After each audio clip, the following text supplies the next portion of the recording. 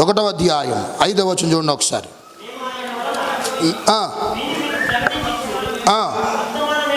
Okay, దేవుడు వెలుగై ఉన్నాడు, ఆయన యందు చీకటి ఎంత మాత్రమును లేదు. స్తోత్రాలు చెప్పండి. చెప్పుకొని చీకటిలో నడిచినడల్లా మనము అబద్ధమాడుచు. చాలండి. అంటే దేవుడితో బ్రతకాలి అంటే అతను ఎవరై ఉన్నాడు? వెలుగై ఉన్నాడు. అతనిలో ఎంత మాత్రం కూడా చెప్పలేదంట, ఎంత మాత్రం కూడా చీకటి లేదు అనే విషయాన్ని మనం చూస్తున్నాం. అంటే ఆయనతో నడవాలి అని అంటే, ఆయన అన్యోన్య సావాసములో మన జీవితాలు కొనసాగించుకోవాలి అని అంటే మనలో ఏముండకూడదు? మనలో ఏముండదు? చీకటి ఉండకూడదు. చెప్పండి, ఏమనకూడదు? చీకటి ఉండకూడదు. ఆయన ఎవరై ఉన్నాడు? వెలుగై ఉన్నాడు. కాబట్టి ఆయనతో నువ్వు సావాసం చేయాలంటే ఆయనలో ఎంత మాత్రం చీకటి కనపడలేదు, నీలో కూడా ఏం కనపడొద్దు. ఆయనతో సావాసం చేయాలంటే, ఆ అన్యోన్య సావాసములో నువ్వు నడిపించబడాలంటే నీలో కూడా ఎంత మాత్రం కూడా కొంచెము కూడా ఏంటంట చీకటి అనేటువంటిది ఉండకూడదు. స్తోత్రాలు చెప్పండి ఒకసారి. చీకటి అంటే ఏంటి? చీకటి అంటే ఏంటి? ఆ చీకటిలో ప్రేమిట్లో ఎంత మాత్రం జీవించొద్దని వాక్యం ప్రేమిట్లో సెలవిస్తూ ఉంది. చీకటి అంటే 2 విషయాలు చెప్పి నేను ముందుకెళ్తాను. ఒకటి, కొలసి రాసిన పత్రిక చూడండి ఒకసారి. కొలసి రాసిన పత్రిక, చీకటి అంటే మనకు బాగా అర్థమవుతుంది వాక్యము ప్రేమిట్ల అది దేని గురించి చెబుతుంది అనే విషయాన్ని మనం జ్ఞాపకం చేసుకుంటే, కొలసి రాసిన పత్రిక 1వ అధ్యాయం 13వ వచనం.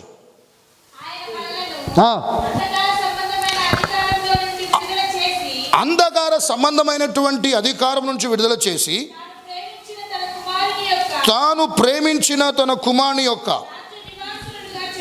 రాజ్య నివాసులునిగా చేశాను. చాలండి. ఎక్కడి నుంచి ప్రభువును విడిపించాడు?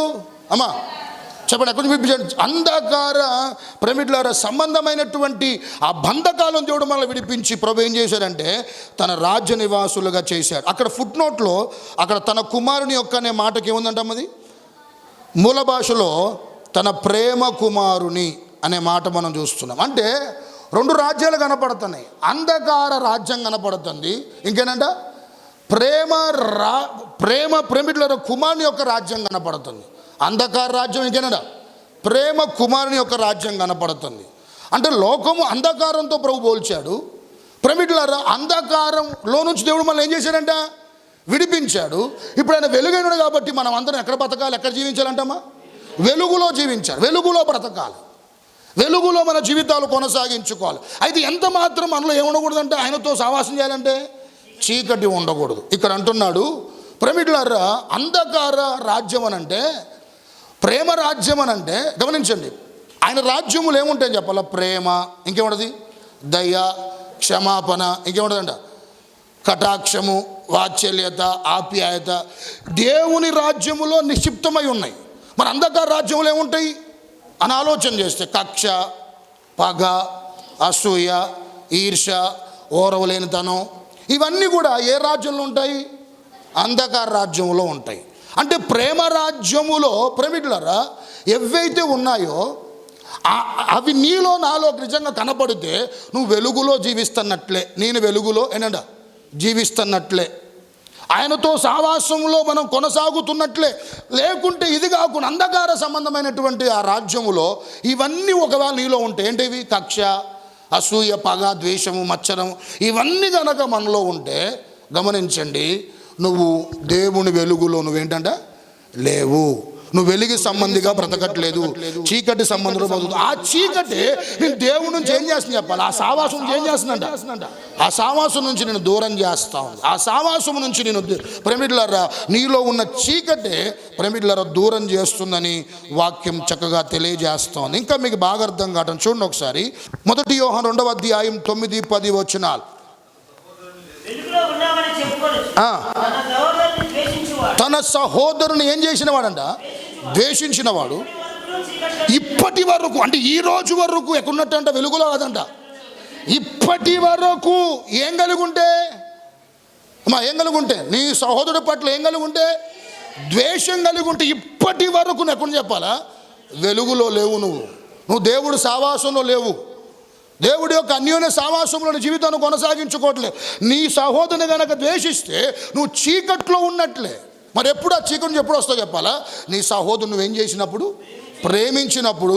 గమనించండి, నువ్వు వెలుగులో ప్రేమిలారా ఉన్నదానవు ఉన్నవాడవని వాక్యము చక్కగా తెలియజేస్తూ ఉంది. హల్లెలూయా. ఇంకొంచెం బిగ్గరగా చెప్పండి హల్లెలూయా. తల్ల పైకి ఎత్తండి, ఒక మాట చెప్తా వినండి. మీ అందరూ చెప్పి నేను ముందుకెళ్ళి ముగిచ్చేస్తాను. త్వరగా నాకెళ్ళి చూడండి ఒకసారి. ఇప్పుడు దేవుని రాజ్యంలో ఏముంటాయి అమ్మా? ఏముంటాయమ్మా? ప్రేమ, ఇంకేంటి, దయ, కటాక్షం, ఇవన్నీ ఉంటాయి. అంధకార రాజ్యంలో ఏముంటాయి? లోకంలో ఏముంటాయి?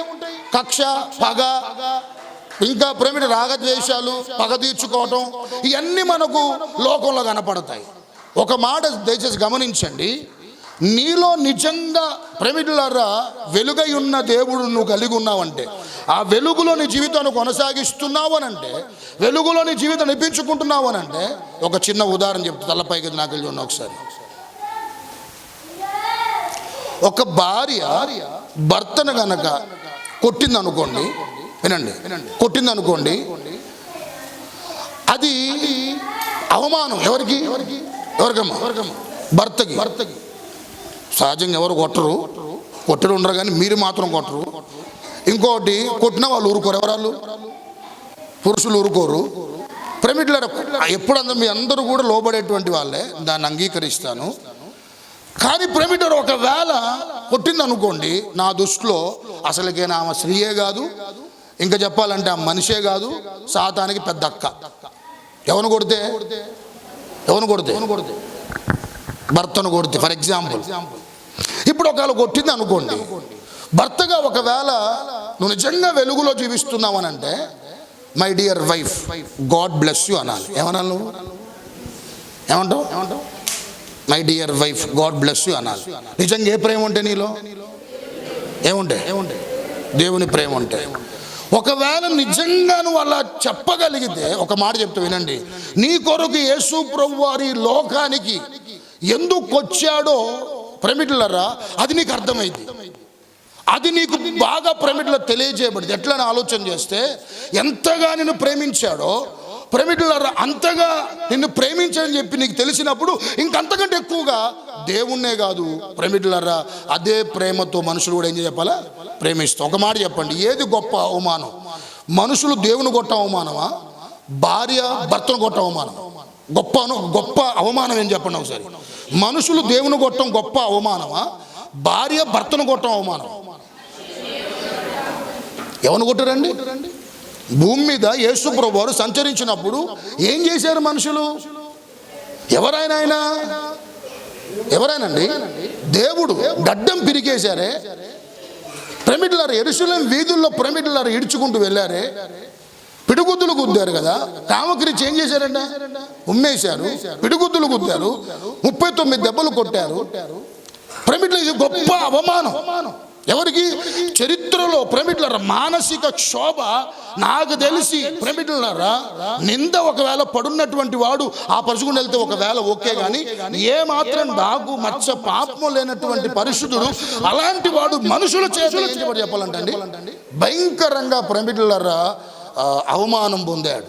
నాకు తెలిసైతే దానికి మించిన అవమానం మరొకటి లేదు. అలాంటి వాడే ఏమని చెప్పాలంటే అండి, తండ్రి వీరేమి చేయుచున్నారో ఎరుగన గనక వీరిని ఉన్నాడు. కాబట్టి ఆయన ఎంత మాత్రం ఏలేదంట, చీకటి లేనప్పుడు మనలో కూడా ఆయనతో సావాసం చేస్తున్నామంటే మనలో కూడా ఖచ్చితంగా ప్రేమిటులారా ఎవరినైనా, అటు భార్యనైనా ఇంకెవరినైనా గమనించండి, నిజంగా నువ్వు మనస్ఫూర్తిగా క్షమించగలిగితే, చెప్తున్నాను సంగమా, నువ్వు దేవుడితో అన్యోన్య సావాసములు ఉన్నట్లే. స్తోత్రాలు చెప్పండి ఒకసారి. అన్యోన్య సావాసములో నీ జీవితాన్ని కొనసాగించుకుంటున్నట్లే అది చెప్తున్నాడు అక్కడ. మనము ప్రేమిటులారా దేవుడు వెలుగై ఉన్నాడు, ఆయనలో ఎంత మాత్రం ఏంటంట చీకట్లే. మనలో కూడా ఏముండకూడదంటమ్మా? చీకటి ఉండకూడదు. చీకటి అంటే ఏంటి? చీకటి కక్ష, పగ, ద్వేషం ఇవన్నీ కూడా మనలో ఉంటే మనం అన్యోన్య సావాసంలో ఏంటంటే సరిగ్గా లేమనే విషయాన్ని మనం అందరం కూడా గుర్తుపెట్టుకోవాలి. స్తోత్రాలు చెప్పండి ఒకసారి, ఇంకొంచెం బిగ్గరగా హల్లెలూయా. సరే, ఇప్పుడు దేవుణ్ణి అంటే ఆయన్ని ప్రేమిటులారా తెలవకేశారు. మరి ఈరోజు రక్షించబడ్డ నువ్వు నేను సంతోషపెట్టిన దినాలు ఎక్కువ ఉన్నాయా? దేవుణ్ణి పదే గాయాలు ఏలిపెట్టినటువంటి పరిస్థితి మందా ఆ రోజు అంటే తెలవక ఏం చేశారు? యేసుప్రభు వారిని సిలువ వేశారు. మరి ఈరోజు రక్షించబడ్డ మనం రెండు ఉన్నాయి మన జీవితాల్లో. సంతోషపెట్టిన దినాలు తక్కువ ఉన్నాయి. పదే పదే ఆయన గాయాలు ఏం చేసిన వారుగా ఉన్నామండి? ఏలు పెట్టిన వారుగా ఉన్నాం. కానీ ఒక మాట చెబుతా, ఆయన ఎంత ప్రేమైనటువంటి వాడు చెప్పాలంటే అండి, నిన్ను ఒకవేళ పాపం చేస్తే ఈరోజు వచ్చి ప్రభు దగ్గర కనుక నువ్వు ఏం చేస్తే, ప్రభువా నా తప్పైపోయింది అయినా నేను చేయి, క్షమించండి. గమనించండి, నీ పట్ల నా పట్ల ఆయన నువ్వు నిన్న చేసినటువంటి ఆ తప్పిదాన్ని బట్టి ఆయన ఏమాత్రం కూడా మనసులో ఉంచుకోడంట. ఒక వాక్యం ఉంటుంది బైబిల్లో, ఆయన యొక్క ప్రేమిట వాత్సల్యము నూతనంగా పుడుచుందంట. నూతనంగా తన వాత్సల్యం ఏమవుతుందంట? ప్రతిరోజు మన ఎడల పుడతా ఉందంట. అంటే నిన్న చేసినటువంటి పొరపాటుకు కూడా దేవుడు ఈరోజు ఏం చెప్పాలంటే అండి, చూడట్లే నిన్ను ఆ యొక్క ప్రేమికుల కోపాన్ని ఉంచుకోవటం. కానీ అరే నీ గురించి తెలియదా, నాకు మొన్న ఏం చేసినావు, ఈరోజు ఏం చేసినావు, నా తెలియదా నీ గురించి అని చెప్పి అలా అనేటటువంటి వాడు కాదు ఆయన. ప్రతిదినం నువ్వు ఎంత అవిధేయంగా ఉన్నా, ఎంత అవిధేయురాలుగా ఉన్నా, ఎంత ఇష్టడుగా బ్రతికినా ప్రతి దినం తన యొక్క వాక్యం ఏం చెప్పాలండి, నూతనంగా పుడుతూనే ఉందంట. స్తోత్రాలు చెప్పండి ఒకసారి. ఒకవేళ భార్యాభర్తల గొడవ అయితే ఎంతకాలం ఉంటుంది చెప్పండి ఒకసారి. ఇంట్లో ఒకవేళ భార్యాభర్తల గొడవ అయింది అనుకో, ఎన్ని రోజుల దాకా ఉంటుంది? ఒక్క వారం ఉంటుంది నాకు తెలిసైతే వారం లేకుండా అంటే గొడవ స్థాయిని బట్టి ఉంటుంది. పురుషుడికి ఏముంటుంది? నేనెందుకు పురుషాంకర అడ్డం వస్తుంది. ఏమొస్తుంది? నేనెందుకు మాట్లాడవచ్చు, నా భార్య నన్ను ఏం చేయాలి, మాట్లాడేదాకా అసలు మాట్లాడని చెప్పి మనకు అనిపిస్తుంది. ఆమెకి ఏమనిపిస్తుంది? నాతో కూడా ఏంటంట, నేను ఆయన నాతో ఏం చేసిన మాట్లాడేదాకా నేను చేయను, మాట్లాడిన భార్యకు భర్తకు. ఈ వారంలో రాస్తారోకలు జరుగుతాయి, బంధువులు జరుగుతాయి, నిరహారదీక్షలు జరుగుతాయి. ఎక్కడ? ఇళ్ళల్లో. బాగా తెలుసు ఇవన్నీ, మీకు బాగా అనుభవాలు ఉన్నాయి ఇవన్నీ కూడా. వెరీ గుడ్, స్తోత్రాలు చెప్పండి ఒకసారి. ఇది మనిషి స్వభావం. ఎప్పుడో ఏదో జరిగితే మన జీవితంలో ప్రేమికుల దాన్ని ఎన్నో సంవత్సరాలు ఏం చేస్తుంది చెప్పాలంటే అండి, పెట్టుకుంటూ ఉంటాం. ఒక విశ్వాసం అంట ఒక అయ్యగారి దగ్గరికి, ఆ ప్రేమికులారా ఆర్ఆర్కే మూర్తి గారు అని ఒక అయ్యగారు ఉన్నాడు, చనిపోయాడు. ఆయన బ్రాహ్మణ కుటుంబం వచ్చి అద్భుతమైన పరిచయం చేసి మా మందిరానికి దేవుడి సేవలు చక్కగా బలంగా వాడబడి ప్రభు రాజ్యానికి వెళ్ళిపోయాడు. ఆ వ్యక్తి కాడికి ఒక విశ్వాసం వచ్చిందంట. వచ్చి తను చెప్తుందంట, ఏం చెప్తుందంటే, తను పెళ్ళైనప్పుడు తొలి దినాల్లో తన అత్త ఏముందో టైంతో సహా డేట్తో సహా చెప్పిందంట. 1998లో అక్టోబర్ 15వ తారీఖు ఉదయం 9:30 గంటలకు 40 సెకండ్లకు మా అత్త టన్నని చెప్పి డేట్తో సహా, సమయంతో సహా, సెకండ్తో సహా చెప్పిందంట. అట్లా ఎపిసోడ్ చెప్పిందంట. ఎవరి గురించి? వాళ్ళ అత్త గురించి. ఒక అర్ధగంట చెప్పేసరికల్లా అసలుకైనా ఉన్నట్టుగా స్క్రీన్ మీద ఆ రోజు ఏం జరిగిందో అది చెప్పిందంట. వామ్మో, ఇంత జ్ఞానం ఉంది ఈమెకి, అసలు ఇంత మెమొరీ ఉంది ఈ ముందు, అసలు ఏ చిప్ కూడా కంప్యూటర్ చిప్ అసలు ఏది పనికిరాదు, అంత జ్ఞానం ఉందని చెప్పి ఒక ప్రశ్న అడిగాడంట. అమ్మ పోయిన వారు చర్చికి వెళ్ళావా అన్నంట. వెళ్ళాను అయ్యగారు అని. అయ్యగారు ఏం వాక్యం చెప్పాడంటే, అది గుర్తులేదు. ఏంటిది? మరి లోపల చెత్త పెట్టుకుంటే ఏం గుర్తుంటుంది? ఏం చెత్త? అత్తిట్టన్నది, తోటుకోళ్ళు ఇట్టన్నది, భర్త ఇట్టన్నాడు, వాళ్ళు ఇట్టన్నది, మనుషులు ఎన్ని పెట్టుకుంటే వాక్యం ఏమర్థమైంది మనకి? కానీ గమనించండి, ఒక మాట చెప్తా వినండి ప్రేమికులారా, క్రైస్తవుడికి ఆ లక్షణం ఉండకూడదు. Forgive, forget. చెప్పండి. ఫర్గివ్ అంటే అర్థం ఏంటి? క్షమించాలి, మర్చిపో. అన్యోన్య సావాసంలో నువ్వు పిలువబడ్డావు. ఎవరితో? దేవునితో నువ్వు అన్యోన్య సావాసంలో పిలువబడ్డావు. అంతటి దేవుడు ప్రేమికులారా ఏం చేస్తున్నారు వీని క్షమించమని ప్రభు అన్నప్పుడు, నేను ఆ జీవితంలో కీడు చేసిన వారు కూడా ఏం చెప్పాలంటే అండి, నేనే చేయాలి. 2 విషయాలు చెప్పాను సంగమా. ఎందుకు పిలిచాడు తెలుసా నిన్ను? అన్యోన్య సావాసములో ఎప్పుడు మన జీవితాలు ప్రభులో అది నీ జీవితంలో ప్రభు పిలిచేంత వరకు అన్యోన్య సావాసంలో కొనసాగాలి. 1, మనలో దేవుడితో ఎప్పుడు ఏమైనా చెప్పాలా? సమ్మతి ఉండాలి. 2, ఏమైనా చెప్పాలమ్మా? ఎప్పుడు మనలో ప్రేమికులరా వెలుగు సంబంధులుగా బ్రతకాలి. ఆయన వెలుగై ఉన్నాడు, ఆయనలో ఏమాత్రము పాపం చీకటి లేదు. మనం ఆయనతో సావాసం, మనలో కూడా ఏముండో చెప్పాలా? ఏమాత్రం చీకటి ఉండకూడదు. ఈ 2 అనుభవాలు ప్రభు వచ్చేంతవరకు ఈ సావాసంలో కొనసాగేలా చేస్తాయి. అలాంటి వారే ప్రభు రాజ్యానికి ఎత్తబడతారు. అట్టి కృపాధన్యత మనందరికి అనుగురించి మాటలు ప్రభు దీవించును గాక. ఆమేన్. కళ్ళు మూసుకుందాం, అందరూ తలలు వంచి, ప్రభువా నన్ను దయతో క్షమించు నాయన, నీతో నేను నడుస్తున్నానని మా ప్రభువా భ్రమలో ఉన్నాను, కానీ నాలో తగినటువంటి యోగ్యత లేవయ్యా, తగినటువంటి అర్హత లేదయ్యా నాలో. నన్ను దయతో క్షమించు ప్రభు అని అడుగు. క్షమించమని అడుగు. ఒక్క మాట క్షమించమని అడుగు ప్రభుని. నువ్వు నేను పిలుచుకుంది ప్రభు, రక్షించుకుంది, ఏర్పాటు చేసుకుంది, ప్రత్యేకపరుచుకుంది, రక్షించుకున్నది, రక్తము దారలుగా మన కొరకు దారపోసింది. ఎలాంటి సావాసములో నువ్వు కొనసాగాలో ప్రభు మనతో మాట్లాడుతూ వచ్చాడు. అన్యోన్య సావాసం. ఎప్పుడు ప్రమిడ్లరా నీకు దేవుడికి ఎడబాటు అనేటువంటిది ఉండకూడదు. వేరే బ్రతకూడదు, విరోధంగా బ్రతకూడదు. నష్టపోతాం సంగమా, నష్టపోతాం. ప్రభు పిలిచినప్పుడు ప్రభువా నేను సమ్మతితో నడవలేకపోతున్నాను ఆయన. నోహవు తన తరముల్లో కూడా ప్రభా నీతో నోహవు నడిచినట్లుగా చూస్తున్నా, ఆనోకు నీతో నడిచినట్లుగా చూస్తూ ఉన్నా. ప్రభా నడవలేకపోతున్నాను, దయతో క్షమించిన ఆయన. అందరూ ప్రభుని అడుగుదాం, ప్రభా నన్ను క్షమించయ్యా. సోదరా సహోదరి, ఇంకా నీలో ద్వేషం, నీ తోటి వారి పట్ల ఇంకా క్షమించలేని మనస్తత్వం నీకుంటే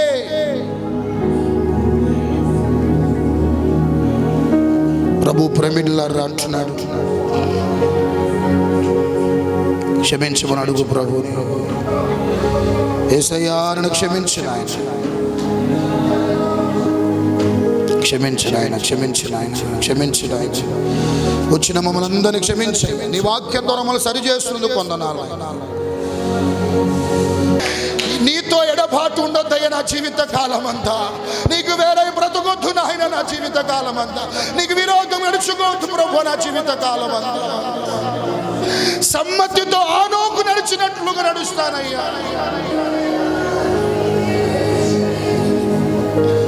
నువ్వు వెలుగై ఉన్నట్లుగా నీతో అన్యుల సహవాసము చేస్తున్న నాలో కూడా ఏ చీకటి ఉండొద్దు నాయన, ఏ చీకటి ఉండొద్దయ్యా. చేతులెత్తిన బిడ్డలందరూ నా ప్రభు బలపరచునుగాక. మనందరినీ దేవుడు తన అన్యోన్య సహవాసములో ప్రభు మనందరినీ తుది శ్వాస వరకు ప్రభుతో మనందరి జీవితాలు పెనవేసుకొని ఆశతో బ్రతుకుతుందిగాక. అప్పుడే ఫలిస్తాయి నాయన, అప్పుడే వృద్ధి చెందుతామయ్యా, అప్పుడే ఎదుగుతామయ్యా, అప్పుడే నీ కార్యాలు మరింత స్పష్టంగా చూడగలుగుతామయ్యా, అద్భుతాలు చూడగలుగుతామయ్యా, కార్యాలు చూడగలుగుతాము నాయన. ఈ మాటలు అందరం వినికిద్దాం. మనందరి నుంచి ఈ స్థలములో నీ వాక్యము ద్వారా నాతో కూడా వచ్చిన అందరితో మీరు మాట్లాడి, నేను ఎందుకు దేవుడికి దూరం అయిపోతున్నాను ఈరోజున మరొకసారి నీ వాక్యము ద్వారా మనందరినీ మీరు బలపరిచి హెచ్చరించినందుకు స్తుతిస్తూ ఈ మాటలు ప్రభువా మా హృదయాలు భద్రపరచుకొని నీ విధానములో తుది నీ రాకడ పర్యాంతం నడిపించబడినట్లుగా నీ కృప మాకందరికీ దయచేయమని యేసు నామములో వేడుకుంటున్నాను తండ్రి. ఆమేన్.